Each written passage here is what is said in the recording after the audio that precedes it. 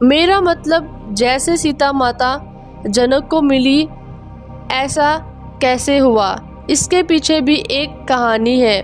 आइए जान लेते हैं। ये बात सब जानते हैं कि अगर रावण सीता माता को हरण नहीं करता तो रावण का वध निश्चित नहीं था। रावण के वध और सीता माता के जन्म के पीछे भी एक कहानी है और इस कहानी के अनुसार रावण का वध माँ सीता के वजह से ही होना तय था। अगर नहीं तो आइए उसे भी जानते हैं।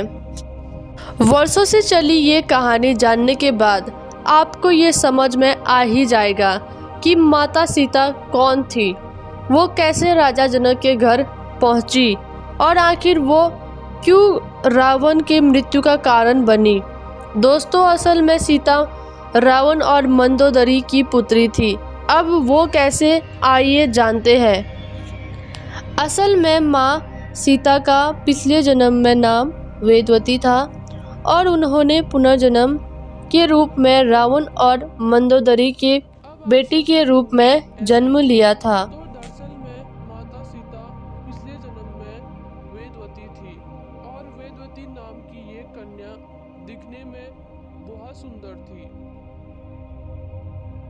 उसकी मोरनी जैसी आंखें, छोटी सी होंठ, लंबे बाल और गोरा रंग किसी को भी पागल करने के लिए काफी था।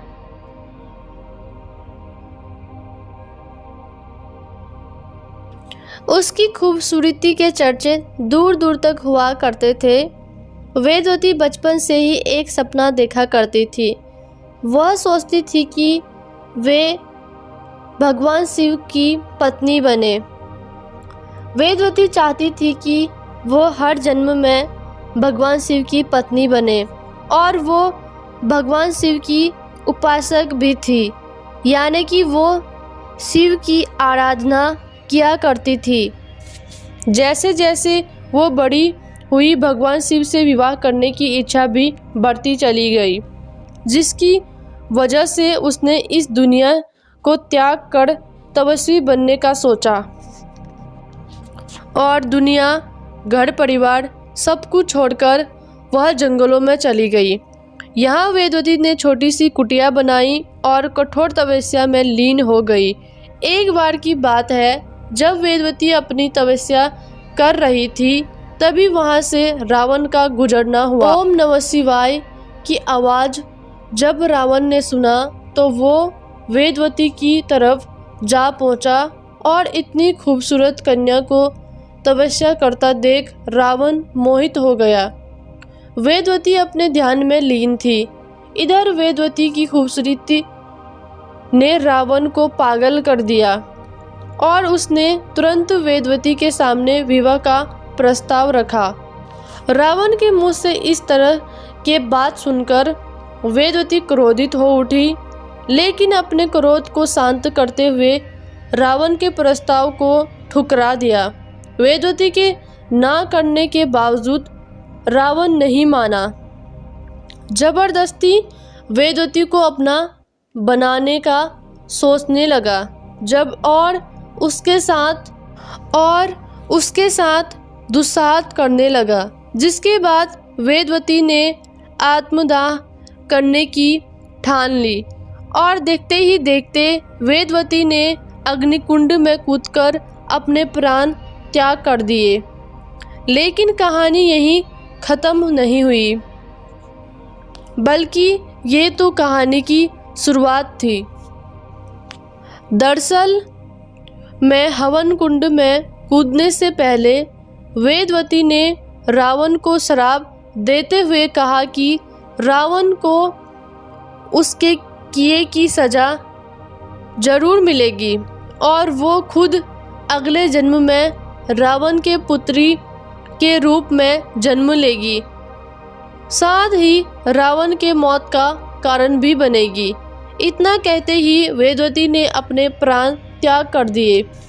समय बीतता गया और अब रावण की पत्नी गर्भवती थी। पत्नी के गर्भवती होने से कहीं ना कहीं रावण को डर सता रहा था और कुछ समय बाद अब मंदोदरी ने एक बेटी को जन्म दिया तो रावण बुरी तरह घबरा गया। रावण को समझ आ गया था ये उसकी बेटी नहीं बल्कि वेदवती है, और इस वजह से रावण ने अपनी मौत की वजह से अपनी पुत्री को समुद्र में बहा दिया। लेकिन किस्मत के लिखे को कौन बदल सकता है। रावण को लगा खतरा टल गया, लेकिन ऐसा नहीं था।